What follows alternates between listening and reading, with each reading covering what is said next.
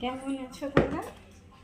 একটা কথা বলো, তোমাদের রাতের সবজি যদি বেঁচে যায় তাহলে তোমরা সেই সবজি দিয়ে কী করো? আমরা তো কোথায় গেল আমার সবজিটা? আমরা তো বেশিরভাগ রাতের সবজি থাকলে কী করি? এক সেকেন্ড।